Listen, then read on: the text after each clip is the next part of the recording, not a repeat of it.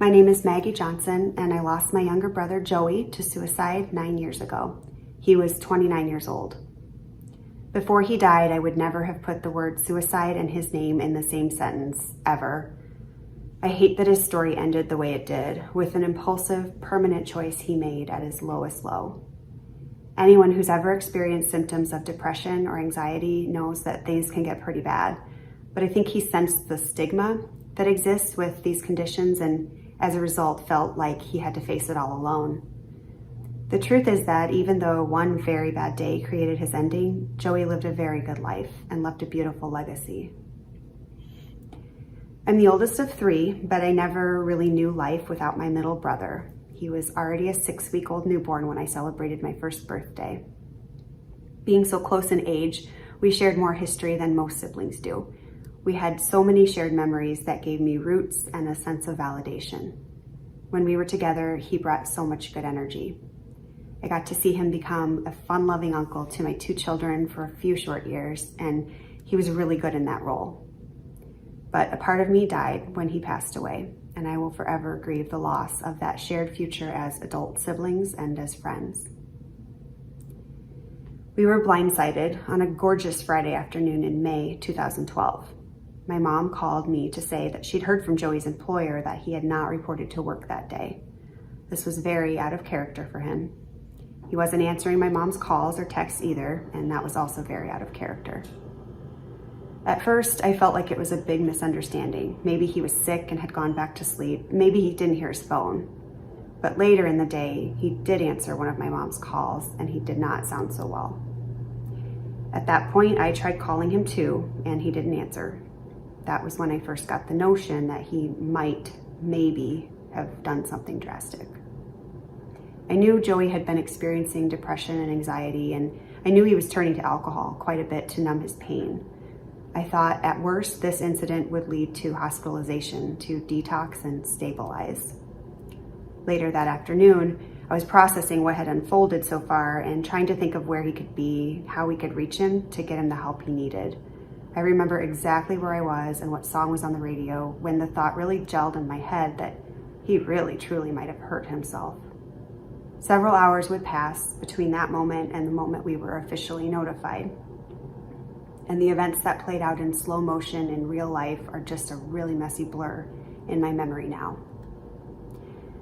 That night, and for many nights, I struggled hard to fight the imagery that my brain created with what I knew of his manner of death and his final moments.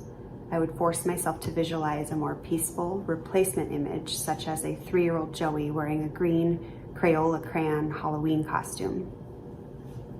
When information is too painful for our brains to process, we naturally create stories to string the facts together in a way that helps us to avoid the most troubling aspect. It's called denial, and it protects us by insulating us from the truth temporarily.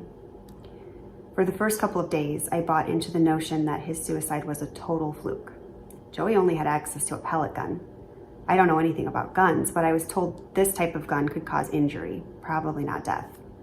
That's why I believed that he had only meant to attempt to take his life. I thought it was a cry for help. Later, we learned that he had purchased a hunting rifle not long before his death, and he wasn't a hunter. But yet again, I had trouble accepting the horrific truth that he aimed and he pulled the trigger. It just wasn't him.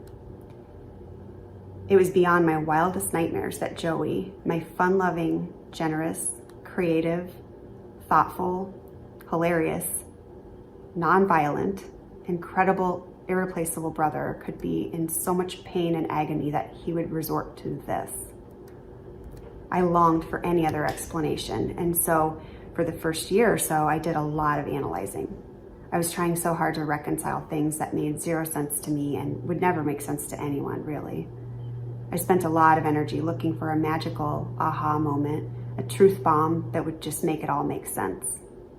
It was suggested that we go to a support group, which was hard because it meant that it was real and I had to face it, but it was a way more effective use of energy than constantly overanalyzing things. It made the state of disbelief and confusion just that much less lonely. During the first few years, I compartmentalized my way through each day, and I naturally just kept really busy with work and parenting. I would vacillate between respecting his decision and being glad for him for finding peace, but then wishing so badly that he'd had the tools to cope with the sneaky disease that damaged his mind and sense of self. I wondered if I could have helped him.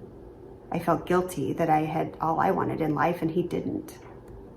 Eventually, most of the pain became pretty manageable, and I thought I was out of the woods after the first few years. I now realize the profound effect that Joey's suicide has had on me and that I'm still processing it today. It actually took losing my dad to a more natural death this spring to realize how different suicide loss really is. I think that any suicide loss is traumatizing, and trauma just leaves a lot of residue. For example, I have learned that I seem to process all different types of change and loss much differently than I did before my brother died. Even fairly insignificant losses or changes in my life can feel disproportionately big, causing me to spiral with fear and worry. I'm also still wrestling with how to tolerate conflicting feelings. For example, I'm trying to internalize a sense of acceptance of my brother's choice and also be okay with feeling angry about it at the same time. I think what helped me get through the early days was attending a survivor support group, doing a lot of reading, and actually talking. Verbalizing the story in the right setting with people who cared for me was beneficial in ways I didn't expect. I'm really grateful for the friends who sat with me in the aftermath and listened and asked questions and experienced the emotions right alongside me. I want other survivors to hear this. Remember to be gentle with yourself. The big emotions you go through in the months following a loss like this feel really debilitating, but they're normal. They may feel permanent, but they're temporary. Take good care of yourself and things will level out. Don't hesitate to meet with a mental health therapist for support with processing everything. The first therapist I met with was not a good match, and after a few sessions, I stopped meeting with her. A few years later, I tried again, and it was very helpful. It's important to be persistent about finding someone whose style and technique are a match for what you need so you can grow through the mess you're going through. I want to end with this.